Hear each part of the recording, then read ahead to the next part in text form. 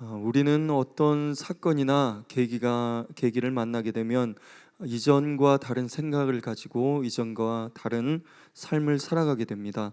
남자는 보통 겪게 되는 계기는 군대라는 계기들이 있는데, 이 군대에 다녀온 후에 이 남자들은 조금 다른 가치관과 생각을 가지고 살아가게 됩니다. 대학교 시기에 있었던 일인데요. 대학교 시기에 장난기가 많던 후배의 동생이 한 명 있었습니다.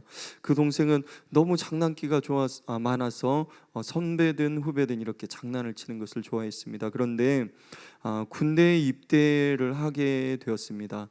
입대를 한 후에 어떤 그 건강상의 수치가 이렇게 높게 나와서 1주에서 2주 정도 훈련을 받다가 퇴소를 하고 재입영을 하게 된 적이 있습니다. 단 1주 정도, 많아야 2주 정도 안 되는 시간 군대에 다녀왔는데, 장난기 많던 그 후배의 얼굴에는 장난기가 빠지고 굉장히 그 1주, 2주 사이에 진지해지고 굉장히 진중해진 모습을 보게 되었습니다. 잠깐 훈련소에 다녀왔는데도 그렇게 변화가 있다면, 군대에 다녀온 그런 남자들에게 대해서 조금 더 부지런해지고 조금 더 진중해진 모습들을 우리는 종종 보게 됩니다. 여성들도 마찬가지죠. 결혼 전에는 자신만 생각하고 조금 더 자신에게 집중하고 살아간다면, 결혼 후에 아이를 잉태하고 또한 아이를 낳고 길러가면서 자신만 생각하는 것에서 아내나 그 남편이나 자녀, 또한 자녀를 키워가면서 부모님의 그 은혜와 사랑을 기억하게 된다는 것이죠. 결혼 전과 결혼 후의 여성은 조금 더 성숙한 모습으로 변화되고 바뀌어지게 됩니다. 사람이 겪는 계기와 경험도 이렇게 사람을 바꿔놓고 다른 삶을 살게 한다면, 믿음은 더더욱 그래야 할 것입니다. 예수 그리스도를 믿기 전에 불신자인 나와 예수 그리스도를 믿은 후에 신자인 우리는 달라야 된다는 것입니다. 오늘 우리는 본문의 말씀을 중심으로 믿음이 오기 전에 나는 어떤 사람이고, 또한 믿음이 온 후에 나는 어떤 사람이 되었는지를 함께 살펴보고자 합니다. 먼저 믿음이 오기 전에 우리는 율법 아래에서 죄인이었을 뿐입니다. 23절과 24절을 보겠습니다. 저 한 절, 여러분 한 절 읽겠습니다. 믿음이 오기 전에 우리는 율법 아래에 매인바 되고 계시될 믿음의 때까지 갇혔느니라.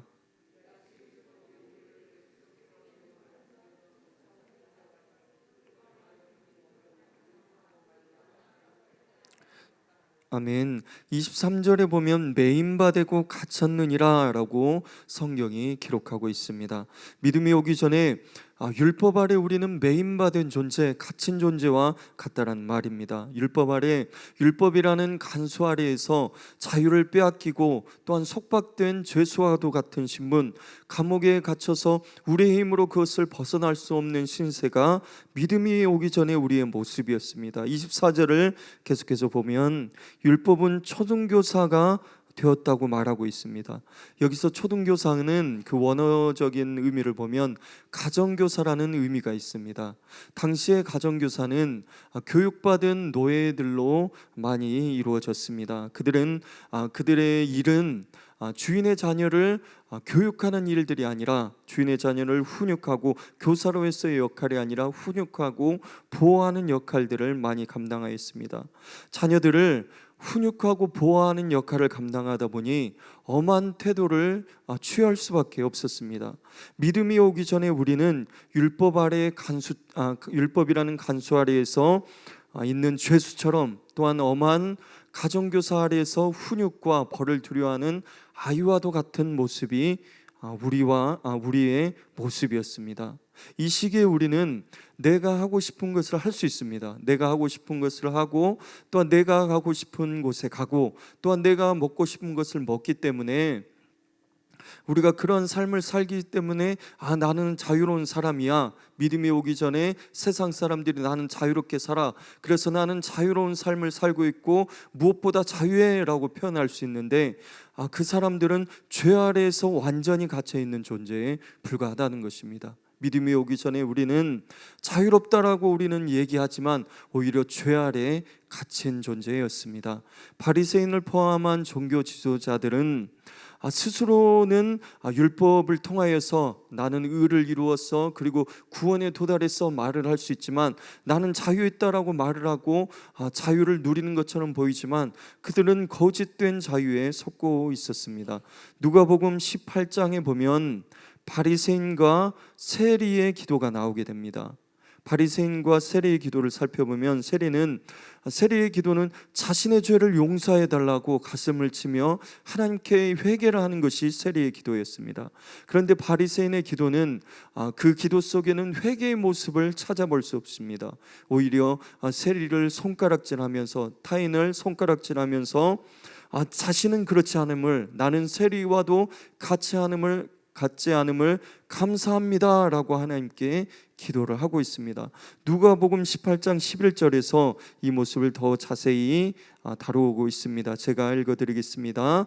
바리새인은 서서 따로 기도하여 이르되, 하나님이여, 나는 다른 사람들 곧 토색, 불의, 간음하는 자들과 같지 아니하고 이 세리와도 같지 아니함을 감사하나이다. 바리새인은 지금 기도하는데 세리처럼 회개하거나 자신을 돌아보지 않고 오히려 그들과 같지 않은 나의 모습, 나는 의롭고 나는 그들과 다르다고 하나님께 기도하고 있는 모습을 볼 수 있습니다. 바리새인이 이렇게 기도하고 있는 이유는 무엇입니까? 자신들이 세리와 또한 간음하는 자들과 수준이 다르다고 생각하였기 때문이죠. 자신의 도덕적 수준으로 나는 세리의 그런 죄를 범하지 않았고, 또한 간음하는 자들의 죄를 범하지 않았고, 토색과 불의를 행하지 않는 도덕적 수준을 가지고 있기 때문에, 나는 의롭기 때문에 그들과 다르다라고 생각하였기 때문에 이렇게 기도할 수 있었습니다. 그런데 이 기도의 내용을 계속해서 읽어가다 보면 하나님의 판단이 나오는데, 하나님의 판단은 바리새인의 생각과 달랐습니다. 바리새인이 옳다함을 받고 간 것이 아니라 세리가 의롭다함을 받고 옳다함을 받고 집으로 갔다고 성경은 말하고 있습니다. 이 기도의 내용을 보면서 바리새인의 기도를 볼 때 우리는 바리새인의 기도가 이상하고 틀렸다라고 우리는 생각하게 됩니다. 그리고 우리는 틀렸다라고 자연스럽게 알 수 있습니다. 그러면서 우리의 기도는, 우리의 생각은, 우리는 이러한 바리새인의 기도와 다르다고 생각을 합니다. 그러나 우리 속에도 그들의 모습이 있는 것을 우리는 발견할 수 있습니다. 우리도 TV를 보면서 우리의 도덕적인 수준을 가지고 비판하며 비난하는 경우들을 종종 보게 되지요. 우리의 도덕적 수준으로 맞지 않고 그 수준에 맞지 않는 사람들을 볼 때 저 사람은 굉장히 비인격적이네, 비도덕적이네 하며 말하면서 저렇게 나쁜 사람이 있냐고, 또한 저 사람은 벌을 받고 사형에 처해야 된다고 우리는 말하게 된다는 것이죠. 그들을 비판하고 정죄하는 바리새인처럼 우리도 나름대로의 도덕적 수준을 가지고 비판하며 정죄하는 삶을 살고 있습니다. 왜냐하면 바리새인이 생각했듯이 나는 저들과 달라, 나는 저들의 수준과 나의 수준은 다르다고 생각하기 때문에 우리도 바리새인처럼 그들을 비판하는 모습을 가지고 살아가고 있습니다. 이 도덕적 수준을 가지고 나는 저들과 달라, 저들은 나쁜 사람이야, 나는 의롭고 좋은 사람이야 라고 바리새인들이 말을 하며 그들의 도덕적 수준을 앞세워서 율법의 그물에서 빠져나가려고 할 때 성경은 그 그물을 점점 더 좁혀오는 것을 볼 수 있습니다. 예수님은 마음으로 이미 음욕을 품고 마음으로 이미 사람을 미워했으면 간음한 자요 살인한 자라고 성경은 말하고 있습니다.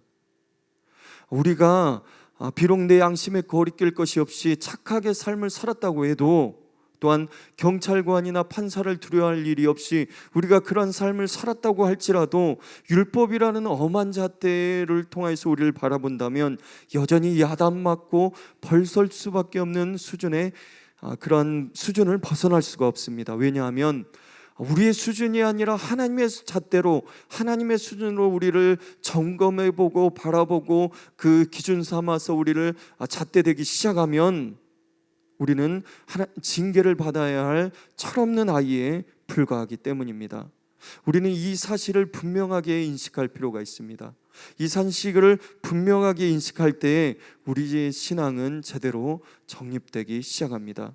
율법의 저주 아래에서 지옥의 심판을 받아야 할 죄인이구나 라는 이 깊은 인식 속에서 우리가 신앙을 출발해야지 우리가 제대로 된 신앙을 정립하기 시작합니다. 그러므로 율법의 저주 아래에서 지옥의 심판을 받아야 될 존재가 우리다라는 사실을 두려운 마음으로 깨닫고 또한 나아가시는 저 여러분이 되시길 소망합니다. 그렇다면 믿음이 온 후로 우리는 어떠한 사람이 되었습니까? 예수 그리스도를 믿게 된 후에 우리는 어떠한 사람입니까? 본문의 말씀은 이 질문에 대해서 세 가지로 우리에게 말씀하고 있습니다. 첫 번째는 믿음이 온 후로 우리는 예수님 안에서 예수님을 믿는 믿음으로 하나님의 자녀가 되었다라고 말씀하고 있습니다. 25절부터 27절 말씀을 보겠습니다.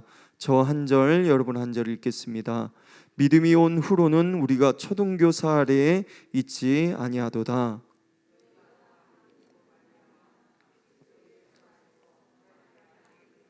함께 읽겠습니다. 누구든지 그리스도와 합하기 위하여 세례를 받은 자는 그리스도로 옷 입었느니라. 아멘. 우리가 초등교사 아래에 있지 아니하도다라고 성경은 말하고 있습니다. 믿음이 온 후에 하나님께서는 더욱 율법을 가지고 우리를 책망하시고 징계하시고 심판하시는 재판관으로 우리에게 나타나지 않습니다. 본래 율법이 시내산에서 우리에게 주어질 때, 이스라엘 백성에게 주어질 때는 그것을 통하여서 의를 이루어라, 구원을 이루어라라고 주어진 것이 아닙니다. 하나님과 이스라엘 백성의 언약이었습니다. 하나님은 이스라엘 백성의 하나님이 되고 이스라엘 백성은 하나님의 백성이 되는 하나님과의 언약의 체결로 율법이 주어졌습니다. 하나님께서 그들을 자신의 백성으로 삼아주시고 하나님의 백성으로서 어떠한 삶을 살아야 되는지, 어떠한 삶을 이루어가야 되는지 알려주는 것이 율법이었습니다. 그런데 바리새인과 종교지도자들은 이 율법에 대해서 곡해하고 또한 오해하여서 그 율법을 의를 위한 도구로, 의를 이루는 도구로, 또한 구원을 이루는 도구로 사용하였습니다. 율법을 통해서 의에 도달하려고 노력하였으며 구원에 도달하려고 노력하였습니다. 그러나 그들은 오히려 의와 구원에 이르는 것이 아니라 종노릇하고 율법에 정죄받는 자로 전락하게 되었습니다. 믿음이 온 후에야 하나님께서는 예수 그리스도를 믿는 믿음을 통하여서 용서하여 주시고 하나님의 자녀로 삼아 주셨습니다. 예전 그 사극과 같은 드라마를 보면 이런 내용들이 종종 나오게 됩니다. 어떤 사람이 종으로서의 삶을 살고 있었는데 알고 보니 그 사람이 지체 높은 양반간의 자녀였던 내용들이 나온 내용을 본 적이 있습니다. 이 종으로서의 삶을 살아가는 사람이 양반가의 자녀였는데 그것을 모르고 살아가다가 그 오해가 풀리고 문제가 풀려서 다시 그 신분을 회복하게 되지요. 종이었던 사람이 어느 순간 지체 높은 양반가의 자녀로 신분이 바뀌게 됩니다. 신분이 바뀌면 여러분 어떤 일이 일어납니까? 그 사람이 입고 있던 종의 옷을 벗어버리게 되지요. 종의 옷을 벗어버리게 되고 양반가의 옷, 지체 높은 양반가의 옷을 입게 됩니다. 그리고 종으로서 살아왔던 삶의 태도와 또한 삶의 양식을 벗어버리게 되고 양반가의 자녀로서 예와 법도를 배우게 되고 그 예와 법도대로 살아가게 됩니다. 종이었던 자가 그 신분을 회복한 후에 주어지는 예와 법도는 여러분 무엇이 됩니까? 그 신분이 변한 그 양반가의 자녀에게 억압하는 것이 됩니까? 아니면 그것이 그를 괴롭게 하며 죄수로서 살아가게 하는 그런 고통스럽게 하는 그 법이 되는 것인가요? 아니라는 것입니다. 신분이 바뀌어버린 그에게는 종으로서 살다가 양반으로서 신분이 바뀌어버린 그에게 주어진 예와 법도는 양반가의 자녀로서 어떻게 살아야 되는지, 그리고 그 양반의 삶을 어떻게 누릴 수 있는지를 알려주는 축복이 예와 법도라는 것이죠. 믿음이 오기 전까지는 우리는 율법 아래에서 자유를 빼앗긴 죄수와도 같은 신분이었습니다. 그런데 믿음이 온 후로는 우리는 하나님의 자녀가 되었고, 하나님의 자녀에게 주어진 율법은 더 이상 고통을 주거나 죄수로서의 삶을 살게 하거나 억압을 주고 두려움을 주는 것이 아니라는 것입니다. 새로운 신분에 걸맞게 그 신분을 어떻게 살아야 되는지, 양반가의 삶을 어떻게 살아야 되는지, 더 이상 종으로서의 신분이 아니라 하나님의 자녀로서 어떻게 그 삶을 살아가고 그 삶을 누리며 그 축복된 삶을 어떻게 살아갈지 알려주는 축복이 율법이라는 것입니다. 첫 번째, 하나님께서 우리에게 믿음이 온 후로 우리에게 바뀌어진 것은 하나님께서 자녀로 삼아주시고 더 이상 율법이 정죄의 도구가 아니라 축복의 도구가 되었다는 것을 기억하시는 저와 여러분이 되시기를 바랍니다. 두 번째로는 믿음이 온 후로 우리는 예수님 안에 속한 형제와 자매가 되었습니다. 28절을 보겠습니다. 너희는 유대인이나 헬라인이나 종이나 자유인이나 남자나 여자나 다 그리스도 예수 안에서 하나이니라. 그리스도 예수 안에서 하나이니라 라는 이 말씀은 역으로 생각해 보면 믿음이 오기 전까지는 하나이지 못하였다라는 것을 말해주고 있습니다. 믿음이 오기 전에 우리 안에는 장벽들이 있었습니다. 그 장벽은 무엇입니까? 28절을 보면 유대인이나 헬라인이나 문화적이고 인종적인 장벽이 있었습니다. 그리고 종이나 자유인이나 사회적이고 계급적인 장벽이 있었습니다. 계속해서 보면 남자나 여자나 성별의 장벽이 있었습니다. 우리 안에는 이러한 장벽들이 존재하여서 하나 되지 못하는 것들이 우리 안에 있었다는 것이죠. 사도 바울이 이 서신을 기록할 당시만 해도 이 장벽들은 도저히 허물 수 없는 것, 허물어지리라고는 기대할 수 없는 것이었습니다. 이 장벽이 허물어질 것을 예측한 당시의 사람들은 거의 없었을 것입니다. 당시 문화적으로, 사회적으로 마음 깊숙하게 인종적이고 또한 계급적이고 성별의 장벽은 너무나도 당연한 것이었기 때문입니다. 당시에 노예와 주인을 같은 수준으로, 같은 급으로 대할 만한 사람은 아무도 없었습니다. 사람이 사는 곳에는 과거나 현재나 여전히 장벽이 존재합니다. 출신의 배경, 교육의 정도, 사회적 능력에 따라서 각자의 이러한 장벽들이 존재하게 되죠. 시간이 지나도 여전히 이 장벽들은 존재할 것입니다. 여전히 사회 계급적인 구조를 가지고 있는 나라도 여전히 우리 이 세계 가운데 있습니다. 그러나 예수 그리스도를 믿는 믿음 안에서는 이 장벽이 더 이상 힘을 발휘할 수 없다라는 것을 우리가 믿어야 될 것입니다. 왜냐하면 예수 그리스도를 믿음으로, 믿음이 온 후에는 우리가 예수 그리스도를 믿는 믿음 안에서 형제와 자매가 되었기 때문입니다. 예수 그리스도를 보혈로 죄 용서받은 우리는 더 이상 이 장벽으로서 나누어진 자가 아니라 그리스도의 몸 안에, 그리스도 안에서 한 몸이 되어졌습니다. 우리는 그리스도 안에서 한 몸이 되어졌음을 믿으시는 저 여러분이 되시길 바랍니다. 더 이상 장벽은 우리 안에서 힘을 잃었고 하나가 되었습니다. 세 번째로, 믿음이 온 이후로 우리는 신앙의 축복을 이어가는 유업을 이을 자가 되었습니다. 29절을 보겠습니다. 29절을 함께 읽겠습니다. 너희가 그리스도의 것이면,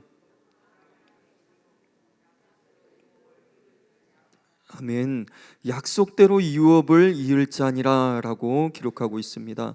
믿음이 온 후로 우리는 그리스도께서 피값으로, 그의 피값으로 우리를 사셨기 때문에 그리스도의 것입니다. 그리고 믿음으로는 아브라함의 자손이 되었습니다. 아브라함의 자손이 되었다는 것은 영적인 축복을 이어받고 또한 이어갈 자가 되었다라는 것입니다. 여기서 영적인 축복은 궁극적으로는 하나님의 나라이며 구체적으로는 하나님의 자녀가 가지는 구원의 확신, 그리고 교회 생활의 특권과 축복이 영적인 축복입니다. 후사가 되었다는 말은 사전적인 의미로 대를 이을 자식이라는 의미를 가지고 있는데, 부모로서 그 재산을 가업을 상속받는 것뿐만이 아니라 그 가업을 이어갈 책임을 가진 자가 바로 후사라는 것입니다. 우리가 후사가 되었다는 말은 하나님의 나라를 받는 것만이 아니라, 하나님의 나라를 이어받고 그 축복을 누리는 것만이 아니라 하나님의 나라를 이어갈, 유업을 이어갈 자로 부르심을 받았다라는 것입니다. 우리가 구원의 확신을 가지고 누리는 것만이 아니라 또한 교회의 성도로서 교회 생활을, 특권을 누리고 또한 우리끼리만의 교제만 하는 것이 아니라 그 유업을 이어받았으니 이어갈 자로 택함을 받았다라는 것입니다. 유업을 이어갈 자가 되었다는 것은 우리가 교회 생활을 넘어서서 우리의 식구들, 또한 우리의 성도들을 넘어서서 그 유업을 우리의 자녀에게로, 또한 우리의 주변에게로 이어갈 사명자가 되었다는 것을 의미합니다. 하나님께서는 우리에게 믿음을 허락하시고 우리를 사명자로 부르신 것을 믿습니다. 우리를 사명자로 부르셨음을 믿으시는 저 여러분이 되시길 소망합니다. 이제 말씀을 정리하고자 합니다. 믿음이 오기 전에는 우리는 간수 아래 자유를 빼앗긴 죄수와도 같은 신분에 있었습니다. 그러나 믿음이 온 후로는 우리는 하나님의 자녀가 되었고, 우리 안에 있던 우리의 어떠한 장벽들이 허물어지게 되고 우리는 형제와 자매가 되고 하나가 되었습니다. 그리고 믿음이 온 후로 우리는 하나님 나라의 축복을 이어받을 뿐만이 아니라 이어갈 자가 되었습니다. 이것은 우리가 사명자로 우리를 하나님께서 부르셨다라는 말입니다.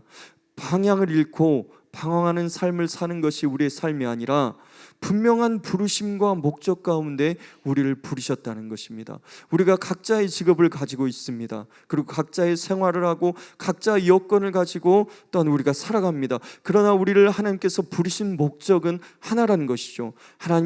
하나님으로부터 받은 영적인 축복을 이어받았으니 자녀에게 또한 주변에게 이어갈 사명자로 하나님께서 우리를 부르셨다는 것을 기억을 해야 합니다. 값싼 구원이란 말이 있습니다. 우리가 대가를 치르지 않고 얻었기 때문에 구원에 대해서 그것의 가치를 소중히 여기지 않고 그냥 흘려보내며 우리의 삶을 살아갈 때, 새롭게 된 신분을 중요하게 생각하지 않을 때 값싼 구원이다 라고 표현할 수 있습니다. 부모님께서 자녀에게 용돈을 주었을 때 자녀가 그 용돈의 가치를 알지 못하죠. 얼마나 부모님이 그것을 수고하여 얻었고, 또한 자녀에게 그 용돈을 주기 위해서 아껴야 됐고, 또한 그 돈을 벌기 위해서 얼마나 가슴 졸이는 시간을 보냈는지를 자녀는 알지 못하기 때문에, 대가를 치르지 않고 얻었기 때문에 그 용돈의 가치를 알지 못합니다. 그런데 자녀가 아르바이트를 시작하거나 아니면 장성하여서 자신의 인생을 책임져 가면서 돈을 벌기 시작하고 저축을 해보고 또한 생활을 하기 시작하면 이 돈 벌기가 쉽지 않네, 돈이 소중한 것이구나 라는 것을 생각하게 된다는 것이죠. 대가를 치르고 얻었기 때문에 그것의 소중함을 알고 소중히 여기게 된다는 것입니다. 우리가 이 구원받은 새로운 신분에 대하여서 어떻게 그 가치를 알고 또한 그것을 소중히 여기며 살아갈 수 있겠습니까? 하나님께서 부여하신 사명인 유업을 이어받았으니 그 유업을 자꾸 전해줄 때, 이어줄 때, 그 이어주는 통로가 되어질 때 우리가 그것을 가치를 알고 또한 소중히 여기며 살아가게 된다는 것입니다. 복음을 전수하고 생명을 잉태하려면 우리 각자가 우리에게 주어진 십자가를 지고 따라가야 됩니다. 예수님께서 우리에게 구원을 주실 때 그냥 주신 것이 아니죠. 예수님께서 세상 죄를 주시고 십자가를 지고 골고다 언덕을 올라가셨습니다. 하나님께서는 예수님께서 십자가를 지셨듯이 우리가 그 유업을 이어질 통로로서 우리가 그 사명을 감당하기 위해서는 각자의 영역에서 십자가가 있다는 것입니다. 각자의 우리의 삶의 영역에서, 가정에서, 또한 직장에서, 또한 교회에서 그 십자가가 있는데 우리 각자가 가지고 있는 어떠한 부담감일 수 있습니다. 그 십자가는 우리에게 하나님께서 주시는, 믿음으로써 주시는 거룩한 부담감일 수 있습니다. 그 부담감을 외면하지 않고 십자가로, 나에게 주신 십자가로 걸머지고 예수님께서 골고다 언덕을 걸으셨던 것처럼 예수님을 기억하면서 따라갈 때, 유업을 이어주는 통로가 되어질 때, 가정에서 또한 직장에서, 교회에서 그 통로의 역할을 사명자로서 감당하게 될 때 우리는 비로소 우리에게 주어진 구원이 구원의 소중함을 깨닫게 된다는 것이죠. 그 소중함을 깨닫게 될 뿐만이 아니라 그 구원의 감격 가운데 살아가게 된다는 것입니다. 하나님께서 우리에게 주신 그런 교회에서의 부담감, 가정에 주시는 부담감, 또한 직장에서 주시는 부담감을 감당하시는 저와 여러분이 되시길 소망합니다. 그 부담감은 기도의 자리를 지키는 것일 수도 있고, 또한 예배의 자리를 지키는 것일 수도 있고, 각자의 삶의 영역에서 하나님께서 주시는 십자가요 사명인 것을 기억하시는 여러분이 되시길 소망합니다. 하나님의 자녀로서 축복을 이어받을 뿐만이 아니라 축복을 이어줄 통로로 하나님께서 부르신 그 부르심에 합당하게 행하여서 승리하시는 저와 여러분이 되시기를 바랍니다.